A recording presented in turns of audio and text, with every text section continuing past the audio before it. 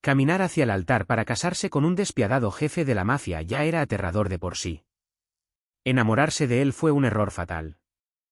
Pero nada, absolutamente nada, pudo prepararla para la mañana en que su prometida, supuestamente muerta, cruzó la puerta principal, convirtiendo una mentira de $1 millón en una pesadilla mortal. Matilda Jenkins era una mujer con los pies en la tierra. A sus 28 años, trabajaba 60 horas a la semana como contadora forense, prácticamente vivía dentro de sus cardigans para protegerse del aire acondicionado agresivo de la oficina, y era, sin rodeos ni disculpas, una mujer gorda. Tilly no se escondía tras eufemismos como rellenita o de huesos grandes. Era una mujer talla 20 navegando una ciudad que prefería que sus mujeres ocuparan el menor espacio posible. Tilly estaba acostumbrada a que la pasaran por alto, a ser el personaje invisible de fondo en la vida de todos los demás. Pero esa invisibilidad no pudo salvarla del lío en el que su hermano menor la había metido. Tommy siempre había sido un alma errante, persiguiendo eternamente el próximo negocio para hacerse rico rápido.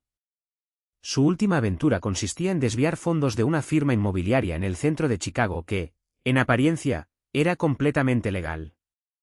Lo que Tommy no supo hasta que 3 hombres de traje impecable lo sacaron a rastras de su apartamento, fue que esa firma era en realidad una fachada de lavado de dinero para el sindicato criminal de los Russo. Ahora, Tilly se encontraba de pie en una bodega cavernosa y mal iluminada, junto a los muelles, aferrando su vieja cartera de cuero como un escudo. El corazón le golpeaba las costillas mientras miraba al hombre sentado con calma sobre una caja de embarque, haciendo girar un encendedor plateado entre sus nudillos marcados por cicatrices. Daniel Russo. Tenía 34 años y esa clase de elegancia afilada y brutal que impone silencio absoluto en cualquier habitación. Su cabello oscuro estaba perfectamente peinado, y su traje gris carbón probablemente costaba más que el salario anual de Tilly. Pero eran sus ojos, huecos, calculadores, fríos como el asfalto en invierno, los que le cortaron la respiración. $400.000, señorita Jenkins, dijo Daniel, con una voz baja y aterradora que resonaba contra las paredes de acero corrugado. Esa es la cantidad exacta que su hermano desvió de mi empresa de logística hacia cuentas de criptomonedas en el extranjero, cuentas que ya hemos vaciado. Pero el insulto sigue en pie. Tilly tragó saliva con fuerza, negándose a dejar que le temblaran las manos. Detrás de Daniel, Tommy estaba atado a una silla, con el rostro golpeado y cubierto de lágrimas. «Puedo devolverlo», mintió Tilly, con una voz sorprendentemente firme. «Tengo capital en mi condominio. Tengo un fondo de retiro. Puedo armar un plan de pagos». Daniel soltó una risa breve y sin humor. «¿Un plan de pagos? Le parezco una agencia de cobranza, señorita Jenkins». Se bajó de la caja y caminó despacio hacia ella. Era excepcionalmente alto, y obligó a Tilly a echar la cabeza hacia atrás cuando se detuvo a apenas centímetros de distancia. Olía a colonia de cedro cara y a humo de cigarro. «No quiero su fondo de retiro. De hecho, no quiero su dinero en absoluto. Tengo otro tipo de cuenta pendiente que necesito equilibrar». Tilly frunció el ceño, su mente pragmática trabajando a toda velocidad. «¿Qué quiere?» «Una esposa», respondió Daniel con total naturalidad. El silencio en la bodega fue ensordecedor. Tilly lo miró fijamente, esperando el chiste. Cuando no llegó, soltó una risa nerviosa y entrecortada. «¿Perdón?» Daniel le dio la espalda y comenzó a caminar despacio. «Mi abuelo y la comisión, los hombres que supervisan nuestros negocios tradicionales, son profundamente conservadores.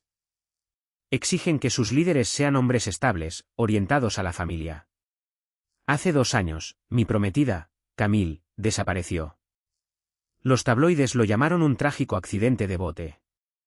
La comisión lo llamó un síntoma de mi vida caótica».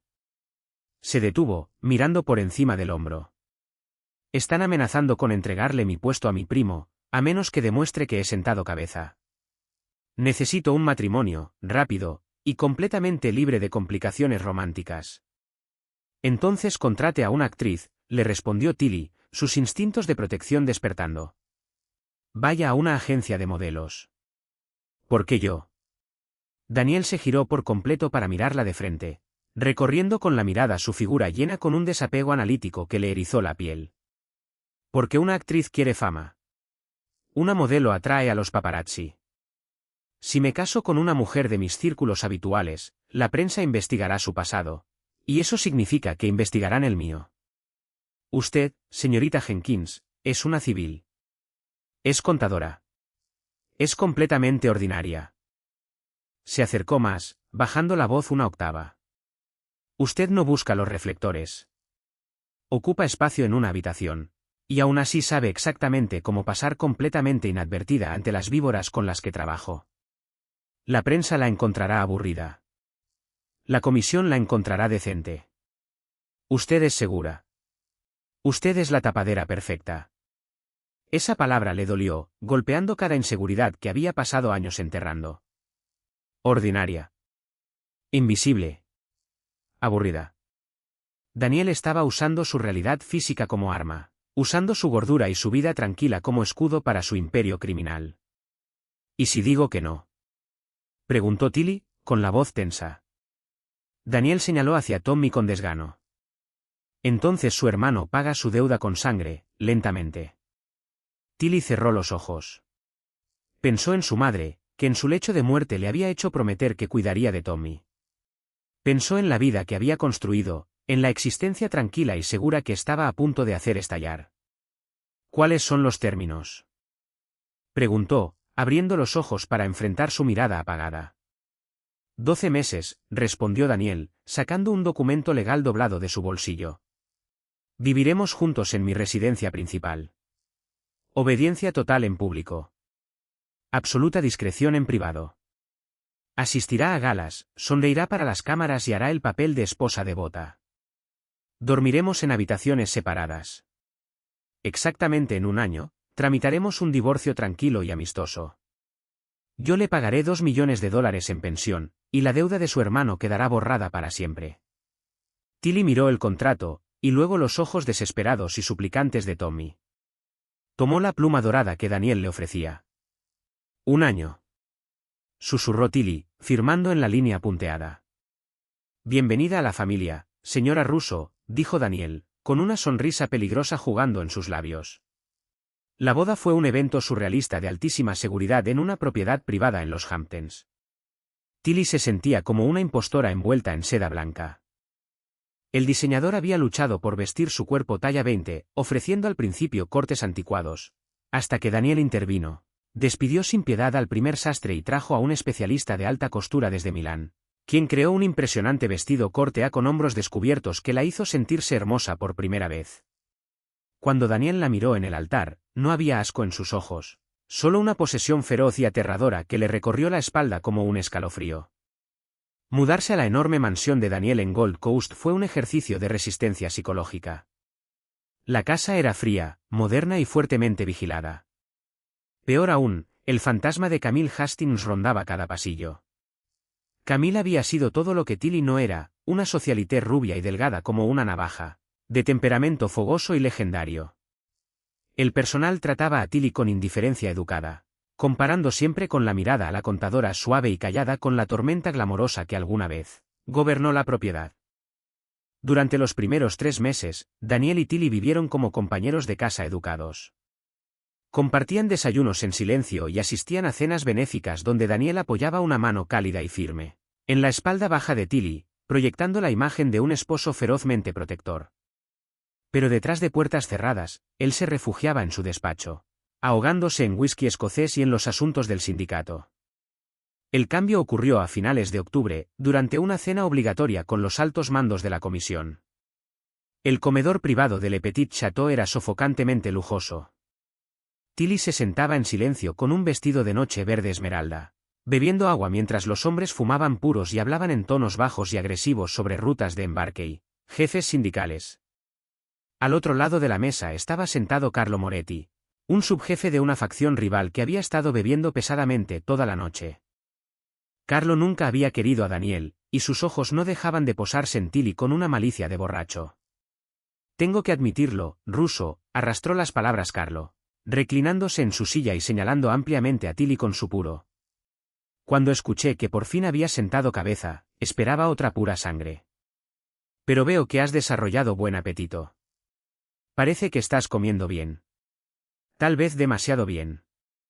Dime, ella cobra por kilo. Toda la mesa cayó en un silencio absoluto. El aire de la habitación pareció bajar 20 grados en un instante. Tilly se quedó paralizada, las mejillas ardiéndole de una vergüenza abrasadora y agónica. Bajó la mirada hacia su plato, rogando que el piso se la tragara. Esperaba que Daniel lo ignorara, o que se riera para mantener la paz. Después de todo, era solo un matrimonio falso. En cambio, un borrón de movimiento rompió el silencio. Antes de que nadie pudiera parpadear, Daniel ya estaba fuera de su silla. Se lanzó sobre la mesa, envolviendo la garganta de Carlo con su mano enorme, con una fuerza letal. El cristal se hizo pedazos cuando Daniel estampó al subjefe contra la pared decorada.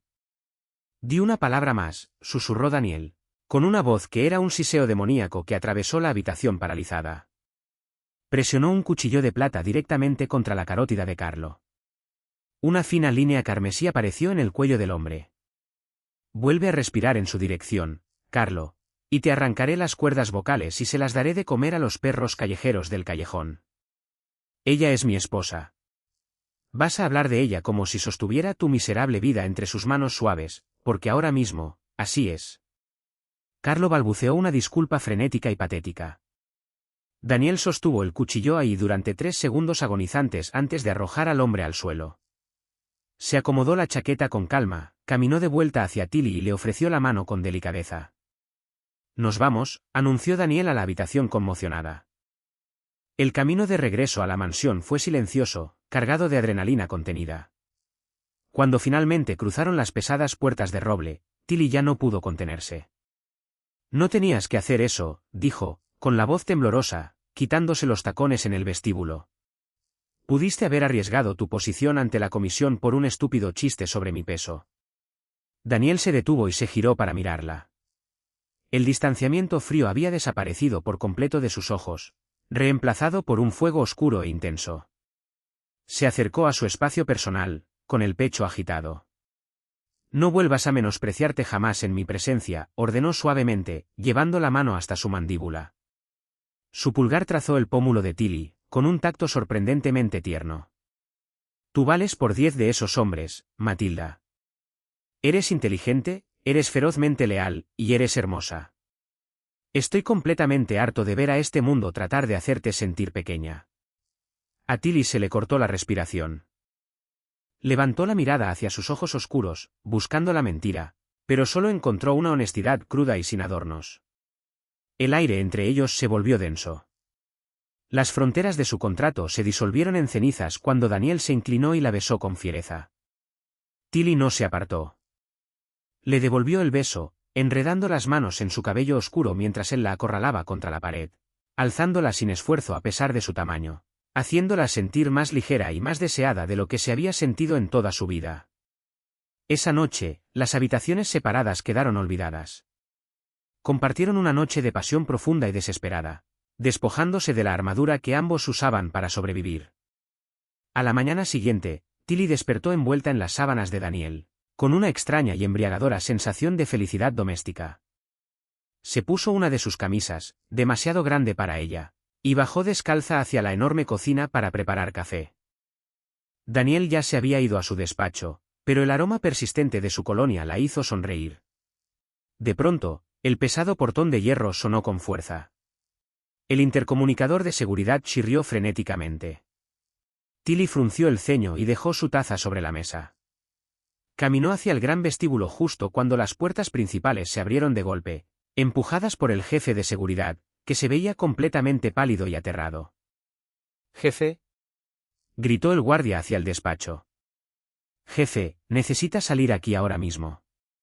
Daniel salió del pasillo, con el ceño fruncido por la irritación ante la interrupción. «¿Qué significa esto?». Se detuvo en seco, el color desapareciendo por completo de su rostro. Tilly siguió su mirada hacia la puerta. Ahí, flanqueada por guardias de seguridad confundidos, estaba una mujer. Era delgada como una navaja, temblando dentro de un abrigo desgarrado, con el cabello rubio enmarañado y sucio. Pero sus penetrantes ojos azules eran inconfundibles, los mismos de las decenas de retratos que Tilly había encontrado escondidos en el sótano. «Daniel», susurró la mujer, con la voz temblorosa, mientras se derrumbaba de rodillas sobre el suelo de mármol. Daniel.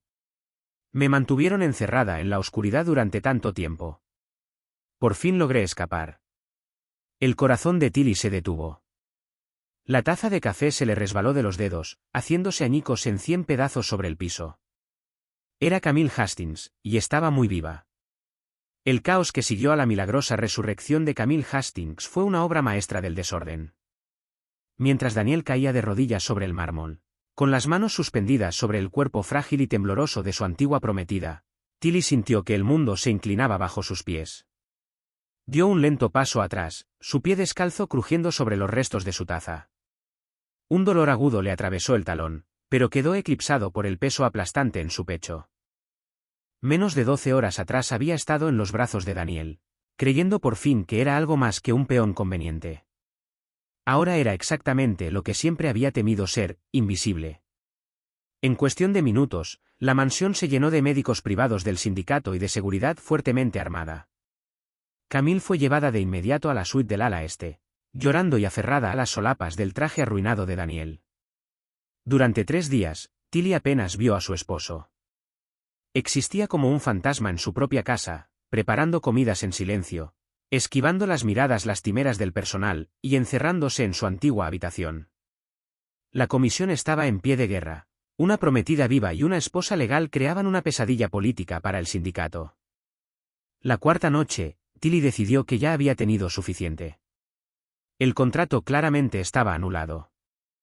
Empacó una sola maleta, negándose a llevarse ninguno de los vestidos de diseñador que Daniel le había comprado, y bajó la gran escalera para marcharse. Daniel la esperaba en el vestíbulo. Se veía terrible, pálido, agotado, con una sombra oscura de barba cubriéndole la mandíbula. El aroma a whisky y a cigarro rancio se aferraba a él. ¿A dónde crees que vas?, preguntó, con la voz áspera, interponiéndose en su camino. A casa, dijo Tilly, manteniendo la barbilla en alto para evitar que le temblaran los labios. La deuda de mi hermano está saldada, Daniel. Tu verdadera esposa ha vuelto. Ya no necesitas a la contadora gorda y aburrida para calmar a la comisión. El show terminó. Tú eres mi esposa, gruñó Daniel, su compostura rompiéndose. Cerró la distancia entre ellos, tomando el mango de su maleta.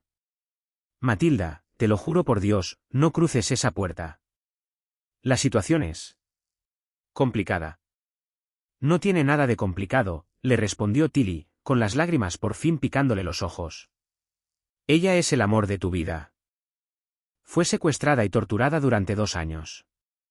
Yo solo era una solución temporal a un problema de relaciones públicas. Daniel soltó la maleta y la tomó por los hombros. Su agarre era firme, pero desesperado. Si cruzas esa puerta, la comisión verá nuestro matrimonio como una farsa. Asumirán que soy inestable. Vendrán por mi puesto, y cuando lo hagan, eliminarán los cabos sueltos. Eso incluye a tu hermano. Eso te incluye a ti. Apoyó su frente contra la de ella, con la respiración entrecortada. Necesito que te quedes.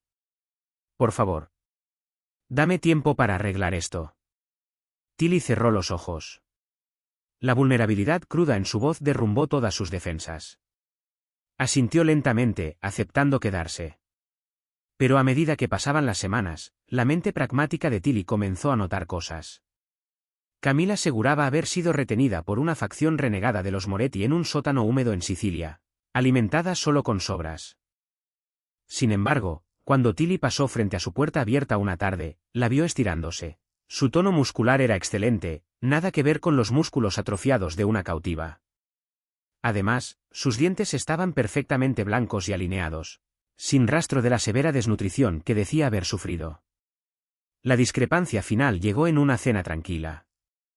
Camille, interpretando a la víctima traumatizada, mencionó de pasada que no soportaba el olor del azafrán porque sus captores cocinaban constantemente con él. Tilly frunció el ceño. Los Moretti eran notoriamente napolitanos y despreciaban el azafrán, por asociarlo con la cocina milanesa. Era un detalle menor, pero para una contadora forense, una pequeña discrepancia era el hilo suelto que podía deshacer todo un libro contable. Tilly no pudo dormir esa noche. Salió de su habitación y bajó sigilosamente hasta el despacho privado de Daniel. Conocía la contraseña de su terminal, él se la había confiado semanas atrás, cuando ella lo ayudó a auditar una subsidiaria legítima. Sentada bajo el resplandor de las pantallas, comenzó a investigar. Se saltó las cuentas normales del sindicato y se adentró en las empresas fantasma en el extranjero, buscando el dinero que supuestamente había robado Tommy. $400.000 no simplemente desaparecen. Si Tommy era un chivo expiatorio, ¿quién había orquestado el robo? Durante horas, Tilly rastreó direcciones IP, empresas ficticias y billeteras de criptomonedas. El rastro digital era brillante, diseñado a propósito para parecer el trabajo torpe de un aficionado que incriminaba a Tommy. Pero por debajo, era una obra maestra de ingeniería financiera, que la llevó hasta una cuenta segura en las Islas Caimán. Una cuenta drenada poco a poco durante los últimos 2 años para financiar un estilo de vida lujoso en una villa privada en Mónaco. Cruzó la fecha de creación de la cuenta con otros datos. Había sido abierta 3 días antes del accidente de bote de Camille. La sangre de Tilly se heló. Camille no había sido secuestrada. Había fingido su propia muerte, incriminado al hermano de Tilly por su malversación para desviar al sindicato de su rastro, y había vivido como una reina en Mónaco hasta que el dinero se acabó. Solo había vuelto porque necesitaba acceso otra vez a la fortuna de Daniel. De repente, la pesada puerta de roble del despacho se cerró de golpe. Tilly giró en la silla de cuero. Camille estaba de pie en la entrada, vestida con una bata de seda transparente. La víctima frágil y llorosa había desaparecido por completo. En su lugar había una depredadora fría y calculadora, sosteniendo una pistola plateada con silenciador. Siempre odia a los contadores, se burló Camille, cerrando la puerta con llave tras de sí. Levantó el arma, apuntando directamente al pecho de Tilly. Ustedes no tienen imaginación. No pueden dejar los números en paz. El corazón de Tilly golpeaba con fuerza contra sus costillas.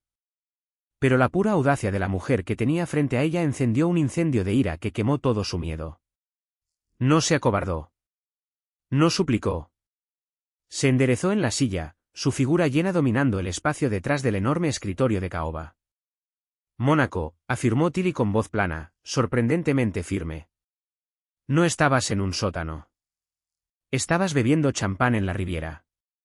Le robaste millones al sindicato y usaste a mi hermano idiota como chivo expiatorio para que Daniel dejara de buscar la fuga. Camille rió, un sonido áspero y chirriante. Daniel es un bruto guapo y rico, pero un bruto al fin y al cabo. Yo quería el dinero, pero no quería la vida restrictiva de la mafia. Fingir mi muerte fue la única salida. Por desgracia, mi nuevo novio tenía una terrible adicción al juego. Los fondos de Caimán se agotaron el mes pasado, así que tuve que volver a interpretar el papel de sobreviviente traumatizada. Camille dio un paso más cerca, recorriendo a Tilly con la mirada, con un profundo desprecio. Imagina mi sorpresa al volver y descubrir que Daniel me había reemplazado por ti, una civil patética y con sobrepeso. Tú no perteneces a este mundo, Matilda. Eres un chiste, un relleno gordo calentando mi cama. Y ahora vas a ser una trágica víctima de mis antiguos secuestradores, que me rastrearon hasta aquí para terminar el trabajo. ¿Crees que Daniel es estúpido? Desafió Tilly en voz baja, deslizando la mano hacia el pesado abrecartas de bronce sobre el escritorio. ¿Crees que no auditará estas cuentas en el segundo que aparezca muerta? Daniel está cegado por la culpa, dijo Camille, apretando el dedo en el gatillo. Creerá lo que sea que le diga. Adiós, Tilly. En realidad, Camille, una voz oscura y letal resonó desde las sombras de la biblioteca privada contigua. Dejé de creerte el momento en que cruzaste mi puerta principal. Camille jadeó, girando en redondo. Daniel salió de la oscuridad, con el rostro convertido en una máscara impenetrable de furia. Sostenía una pistola 1911 personalizada, apuntando directamente a la cabeza de Camille.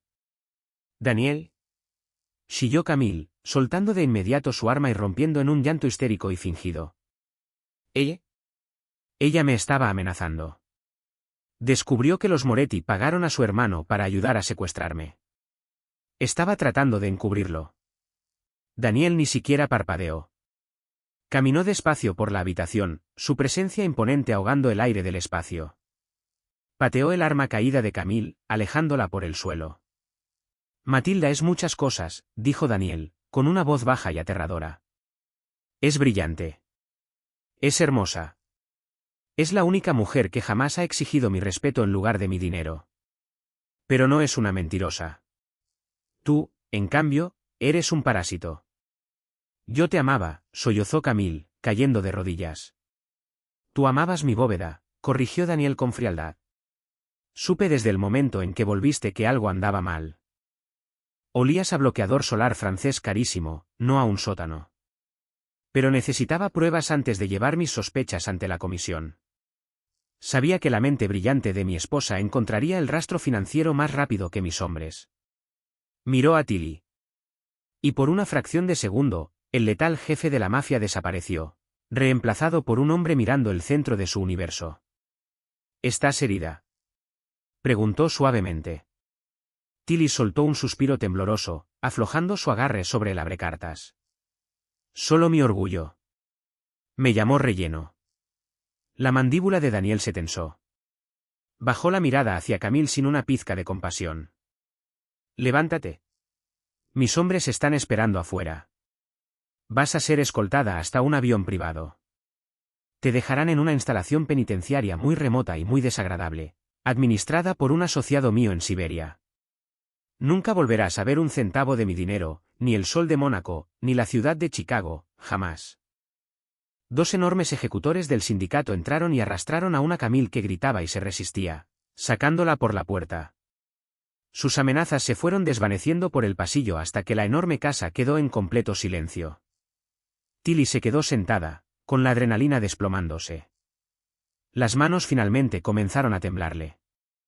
Daniel enfundó su arma, rodeó el escritorio, y sin decir una palabra, se arrodilló frente a ella, sin importarle sus costosos pantalones, y tomó sus manos temblorosas entre las suyas, grandes y cálidas. Presionó los labios contra sus nudillos, con los ojos fijos en los de ella. Lo siento tanto, susurró, con la voz quebrándose ligeramente. Siento haberte hecho sentir invisible. Siento haber traído ese veneno de vuelta a nuestro hogar. Quería protegerte de la política del sindicato, pero terminé dejándote sola en la oscuridad. Tilly miró hacia abajo, al despiadado jefe de la mafia arrodillado a sus pies. El hombre que aterrorizaba a toda la ciudad estaba completamente a su merced. El contrato, logró decir Tilly, con la voz espesa de emoción. Dice que nos divorciamos en un año. Daniel metió la mano en el bolsillo de su chaqueta y sacó el documento legal original, doblado. Sin romper el contacto visual, rasgó lenta y deliberadamente el pesado pergamino por la mitad, luego en cuartos, arrojando los pedazos al suelo. No hay contrato, juró Daniel, alzando la mano para acariciar su suave mejilla. Solo existes tú. No eres un relleno, Matilda. Eres la reina de este sindicato. Eres mi esposa, y voy a pasar el resto de mi vida asegurándome de que nunca más te sientas pequeña. Tilly soltó un sollozo, deslizándose de la silla hacia sus brazos. Daniel la atrapó sin esfuerzo, apretándola con fuerza contra su pecho, hundiendo el rostro en su cuello. Mientras estaban sentados en el suelo del despacho, rodeados de papel roto y de los restos de sus antiguas vidas, Tilly por fin comprendió la verdad. Había caminado hacia el altar para salvar a su hermano, pero se quedaba para gobernar un imperio. ¡Qué final tan explosivo! Tilly no solo sobrevivió a la mafia, superó en astucia a la villana definitiva y reclamó su trono. Si amaste este romance lleno de giros y de alta tensión tanto como nosotros, dale like a este vídeo y suscríbete para más historias apasionantes. No olvides compartir este vídeo con tus amigos y cuéntanos en los comentarios, ¿cuál fue tu momento favorito de Tilly demostrando que todos estaban equivocados? Nos vemos en la próxima historia llena de drama.